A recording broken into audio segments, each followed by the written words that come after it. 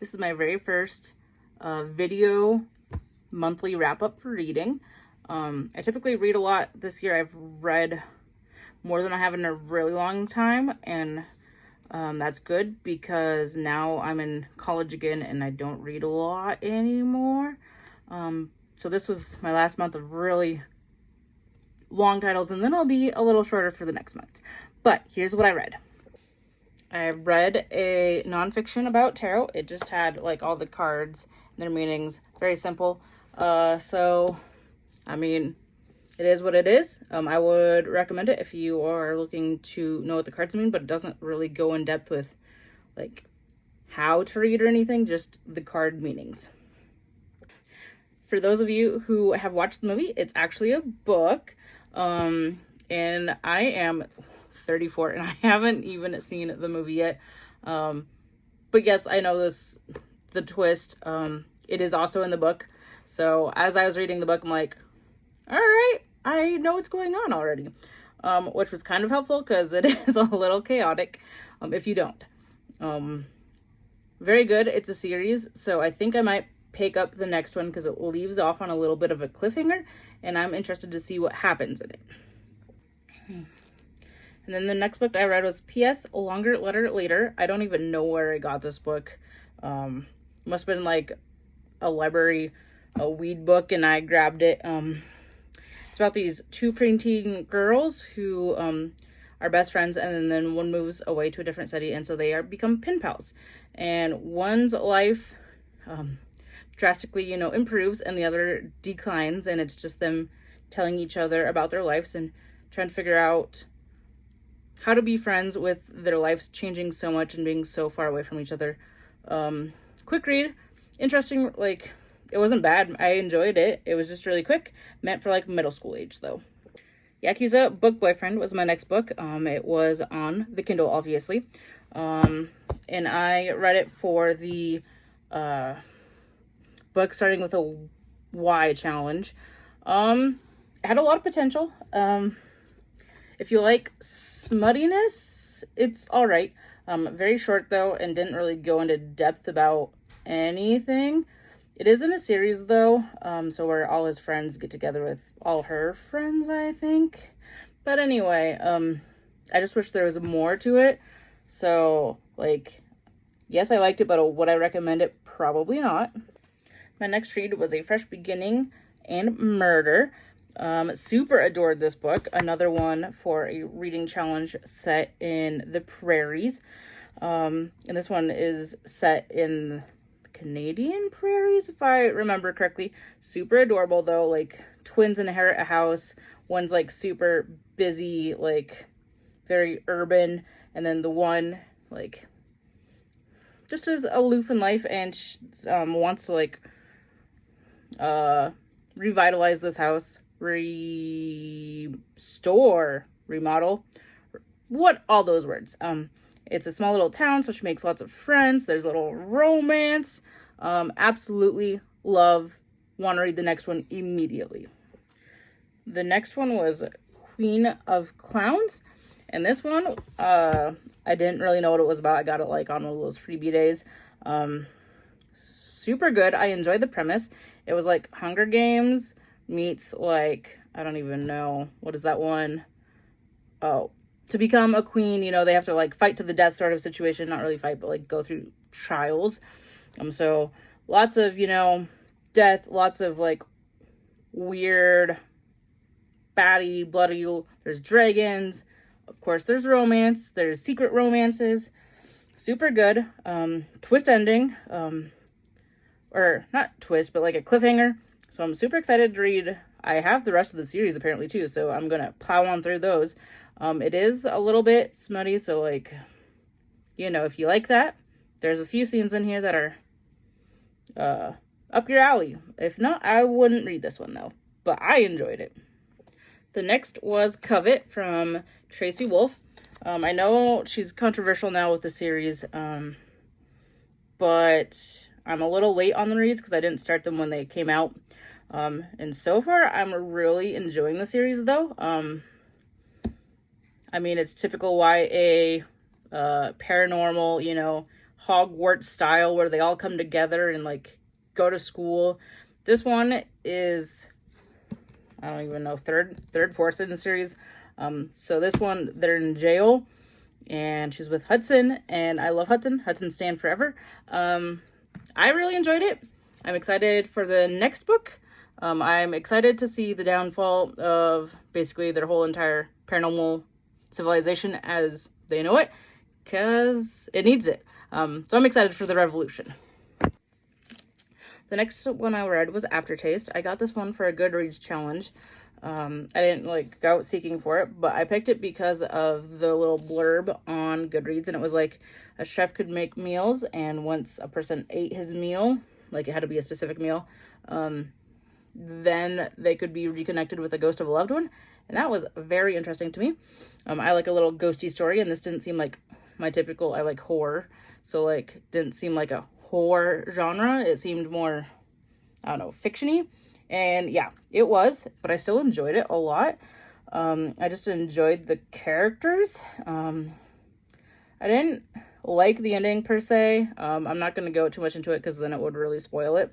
So I didn't like that, and I don't quite see what led to that, I guess. Like, the ending was a little bit confusing for me, but maybe it was because I was reading it so fast because I wanted to get done with it because I liked it. But sometimes, like, even other books with like action scenes, like, my brain kind of turns off sometimes. But I still really loved it, and I would still recommend it. So the next book I read was Unbeliever, and I read this for the A to Z challenge, so for you. This one is a prequel, and it's like a short novella, so like 50 pages. And I'm kind of glad because I struggled to get through those pages. The premise is really interesting. Like, there's this girl, and every time she goes to bed, she becomes another version of herself living in New York. And then she wakes up and she's herself. She's in an asylum in Australia. And so, but each chapter is like the other's point of view. So I'm not quite sure where the story goes. I don't know if the actual books are as confusing. So I think I'll try the first book just to see, but like, I have no idea. I have no idea. I don't know what's going to go on. I have no predictions for this one because like they tried to meet at the very end, you know, the Australian one comes to New York to like see if she's crazy and like, or if she's like sane, and tries to meet the other person, and like leaves a clue, but the other one doesn't find it. But they have like the same memories and everything. So interesting premise. Is interested to see where it goes. Not super excited though. So there's that. Then I read Tropical Rebound, solely so I could get to book 2, The X Factor.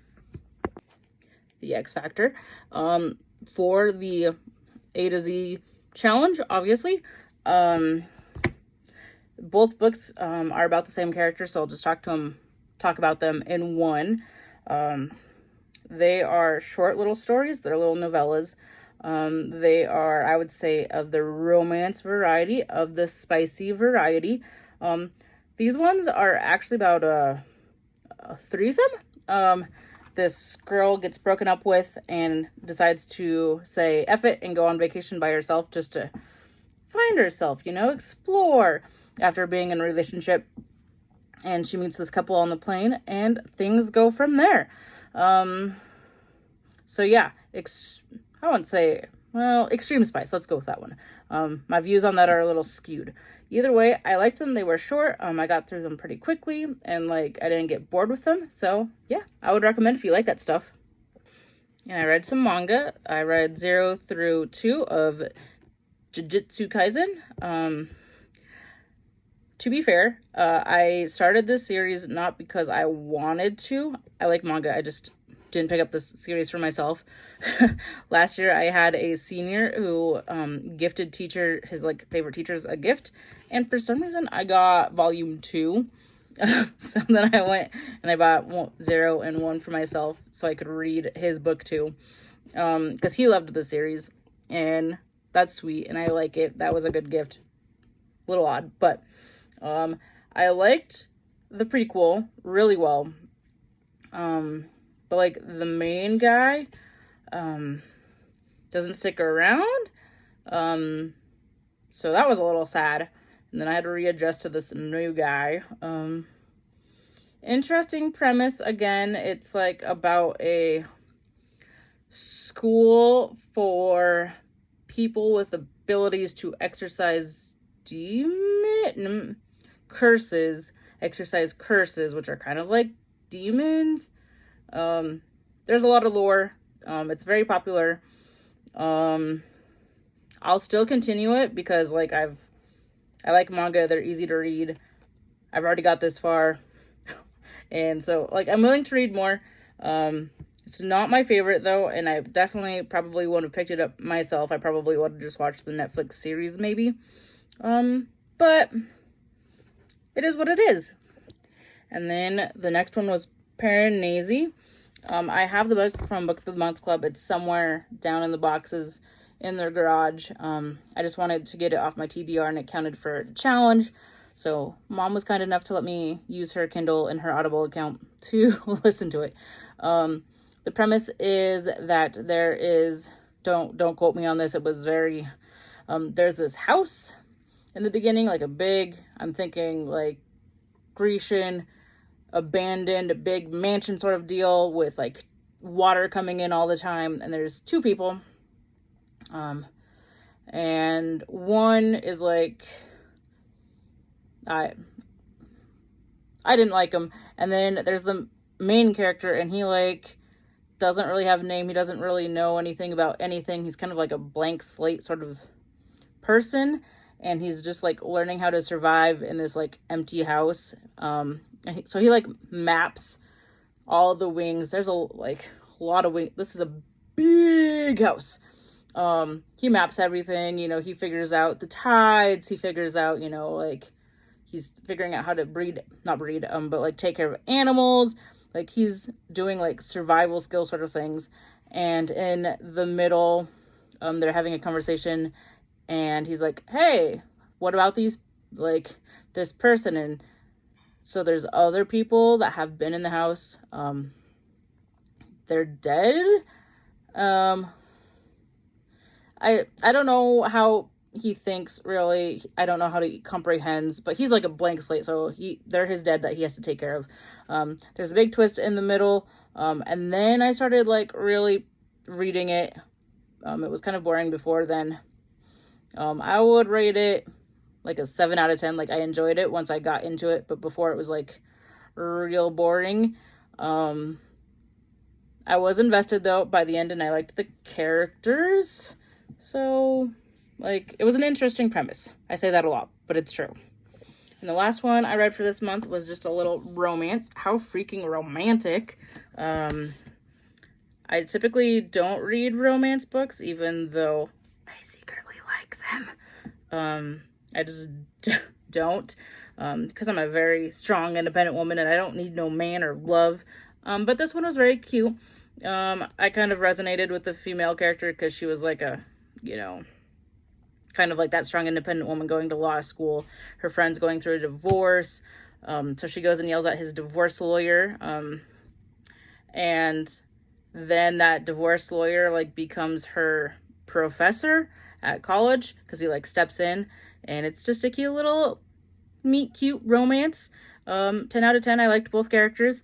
I obviously did like them together and I wanted them to be together. So it had romance.